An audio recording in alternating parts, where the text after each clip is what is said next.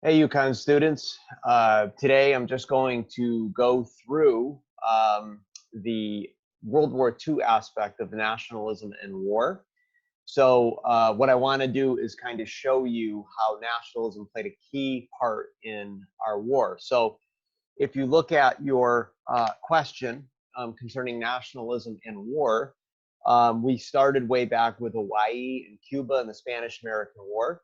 And so that nationalism kind of showed itself to be that feeling, that intense pride or loyalty in your country then meant to kind of expand your finances, your empire, help those who were being persecuted by a authoritarian government. Of course, we saw that the other side to that was that may not have been the real reason for our involvement. There were selfish motives there.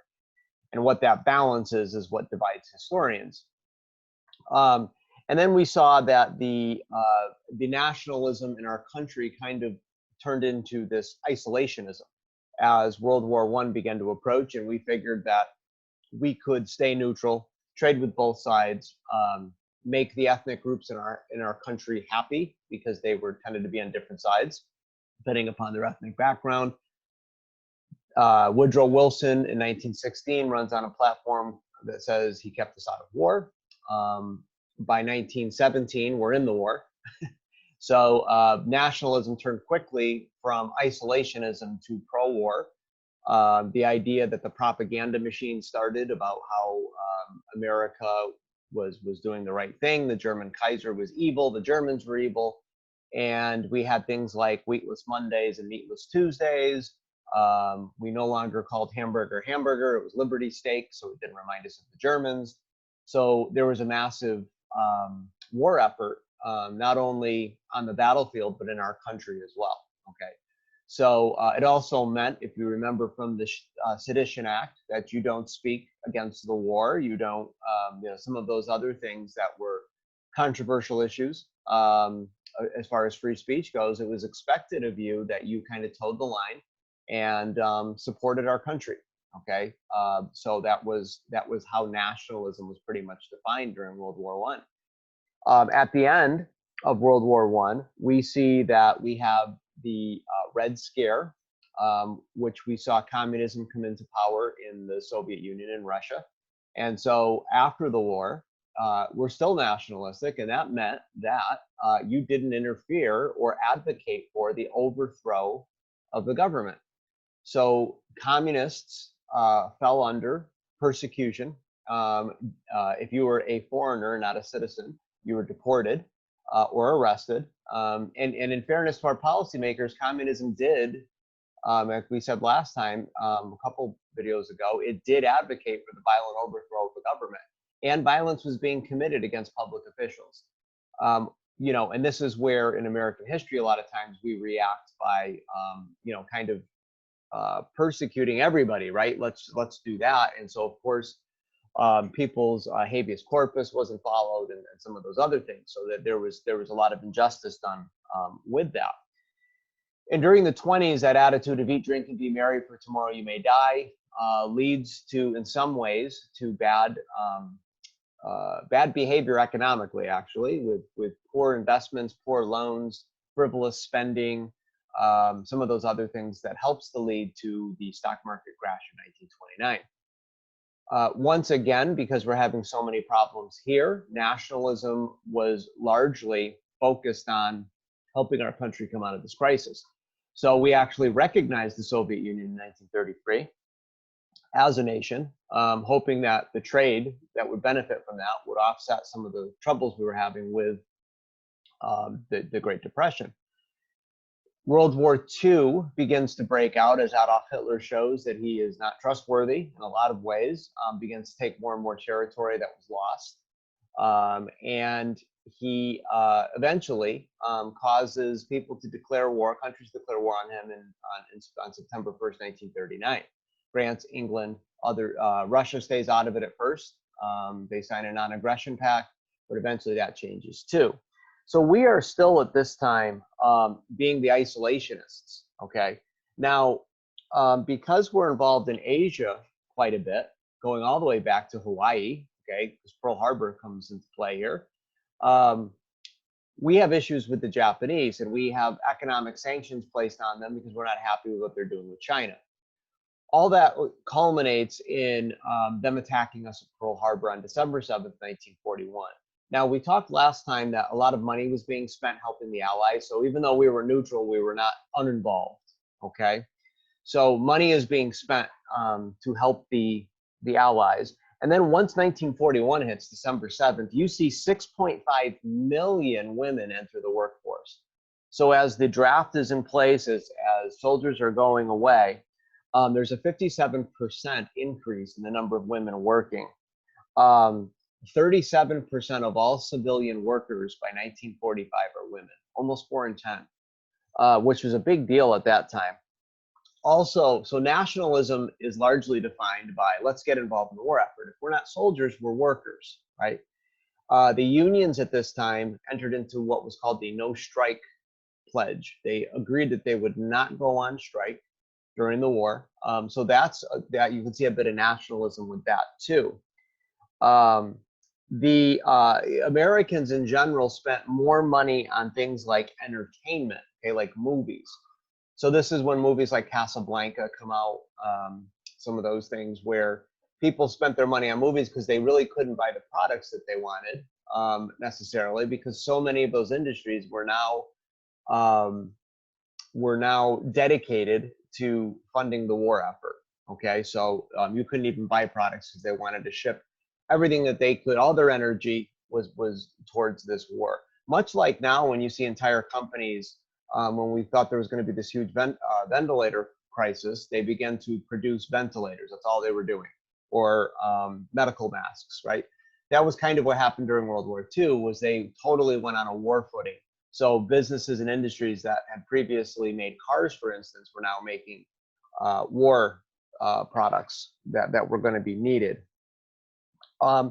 Another thing that's really important with nationalism, for the first time, a GI, Bill of Rights, is created in 1944.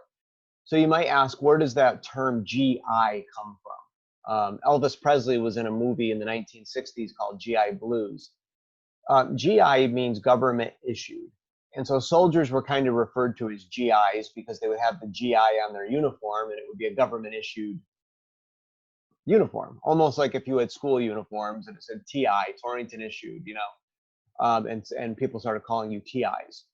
That's what a GI was. But the GI Bill of Rights was really the first time that people began to care about the soldiers. So life insurance, unemployment benefits, and Social Security were going to be made available to soldiers returning from the war. What this is going to do is it's going to allow them to go to college for free and do some other things. It's going to give them affordable housing. This economic boom happens after World War II because of policies like this. So we see this GI Bill of Rights. Remember that this is much different from what happened at the end of World War I, where soldiers were promised money, but it was going to be much later on than from when they returned from the war. And that led the bonus army to launch massive protests by the White House, which ended up in violence. So our government did not want to see that happen again, and it understood that it needed to take care of soldiers whose livelihood was going to go away during the years that they fought in the war. Now, again, everybody was kind of on board with the war. Jeanette Rankin is going to be a woman who votes against going to war in World War I and in World War II. So she was an extreme minority. I think in World War I, she was the only one to vote against it. Maybe it was World War II. I'm not sure which one, but so it wasn't 100%, but it was really close. So Jeanette Rankin stands out in history. She was a representative from Montana and a pacifist. Okay, so she votes against the war. Now the other thing that happens is, so nationalism quantified is 50 million soldiers served in the war at some level. Okay, sole surviving sons were exempted from the war. So if you were a son and you were the only one left in your family, you did not have to go. Okay, so the one of the things that happens too, so nationalism, workers are working hard. There's this spirit in the country that we're right. We're on a moral crusade. information is coming out against the Nazis and what they're like, and Mussolini in Italy. So we have nationalism is defined by this fervor that we have, this spirit of being right. Higher wages happen because there's a labor shortage. So people are making more money. They can spend it on less things. So they're starting to save that money. And so this is kind of this is what's going to help to boom our economic uh, structure when soldiers return um, from the war. We have heroes develop. So the generals become rock stars at this time, if you will. General MacArthur makes a statement, "I shall return." When he has to leave the Philippines, he's fighting the Japanese. Um, that becomes a big statement because he does return, and he leads our troops to major military victory. So, the 1930s and 40s, you started to have baseball emerge in this country with heroes. So you had Babe Ruth, you had Lou Gehrig, sad story with him, but excellent player who passed away, and the Lou Gehrig's disease is named after him. By the 1940s, you have emerging issues like Jackie Robinson, you had Ted Williams. So you had these household baseball players that were starting to become household names and heroic. You had boxing too. You had some figures there, Joe Louis, right? And so you had sports starting to demand the attention of a lot of people in our country. But generals were still rivaling the sports heroes as far as for young boys, anyways, who people looked up to. So MacArthur is going to be kind of going to plant a flag for nationalism. He's going to embody it. Okay, so the soldier. So the other thing that happens here, our nationalism kind of is shown in a negative way by what happens on the west coast of our country, in California and other states, where the Japanese Americans or the Japanese are relocated. Okay, so this is Executive Order 9066, and it now declares that coastline areas are off limits to Japanese residents, even if they're American citizens.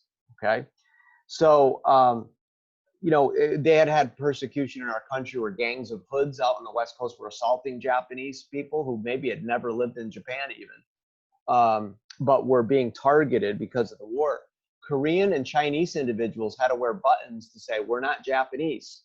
Don't hit us. We might be Asian, but we're not Japanese." And kind of a sad testament of what was happening. So 110,000 Japanese are removed from their homes and their businesses. And they're relocated essentially in 7 states from California to Arkansas in internment camps. Now, the scary thing is this looks an awful lot like what we see happen to the Jews in Nazi Germany. If you do look closer, it's nowhere near. There's no persecution. There's no, that real bad stuff going on. As a matter of fact, the videos seem to suggest everything's like summer camp, which if you watch the propaganda from the time period, there's this nice music being played as they're being loaded off into buses and shipped to somewhere that's not their home, and they're eating in mess halls and living in little small areas. Our government made it look like they were doing their job as loyal American citizens, depriving them of their rights. So that's kind of how nationalism reared its head in a negative way. I don't know, I think it was maybe 10 or 15 years ago, finally, our government paid the families who were involved in this for what they went through in World War II. Now, the people themselves weren't directly paid in many cases because they had passed away. And I think the families received something like $20,000 for their efforts. But it's kind of a dark mark in American history. And, we even had a Japanese regiment in Hawaii who fought very bravely against the Germans. And the ACLU, the American Civil Liberties Union, does nothing to help them. So that's kind of a sad part where we see nationalism and this intense loyalty have its victims. Okay. And just so you know, the nationalism didn't extend to racial equality either at this time. There was a 2-day race riot, African Americans hold in Detroit in 1943 because white people tried to stop them from living in a housing facility, okay, a federally funded housing project. So there was discrimination. So nationalism still had its limits. We were still divided racially. Um, and do you know that no African Americans were awarded medals of honor, while Nazi prisoners of war were allowed to use public eating facilities, while our own African American soldiers were denied? Think about that. Okay. So nationalism was pride and loyalty, intense pride and loyalty to our country, but the racial divisions in our country were meant to be honored during this time, and a sad, sad thing. And we see this happen with the Japanese Americans. So this intense pride, loyalty does lead and help to lead to one of the greatest war efforts, maybe in the history of the world, as we win. We defeat the Japanese largely because of the atomic bombs that we drop. Nazi Germany is defeated through American intervention, along with the British and the Russians. So we see nationalism and war really go hand in hand. And for us, it was a little bit different because we were playing both sides, the isolationist, the hero, both world wars. We kind of come in on the white horse and save the day, or so we look at it that way. And we also don't have this war take place in our backyards. Even Pearl Harbor was off the mainland of the United States. So we're able to help those hurting countries after the war to further our nationalism. So we've got a large number of people that have money to spend. We have a country that's been largely untouched, really, other than we have massive numbers of soldiers that die, which is sad. We have 407,000 American soldiers killed and 672,000 wounded. So that's over 1 million casualties. Casualties, remember, are deaths and injuries, okay, and the wounded. So when I say we were untouched, we were touched humanly and emotionally, but we were not touched geographically, physically in this country. So we are at a much better spot to continue to feel pretty good about ourselves. We're going to help the world. We're going to stop communism. That's going to be our new focus. And it's going to continue to fuel that nationalism, even though there's not war going on like there was with World War I and II. Okay, so I'll kind of review next week a little bit, give you the big picture again, and then talk about, you know, maybe some other topics that might relate to your paper. But that's the bulk of it. Okay, by the time we get to World War II, we see this nationalism really start to be a huge force in this country. Okay, but hope you're doing well, and miss everybody. And I will do a Zoom this week as well. Okay, for your paper, I'll announce it. You know, what day we'll do it. But if you have any questions in the meantime, please email me. Enjoy the weather. Summer's almost here. So, anyways, good seeing you, and talk to you soon.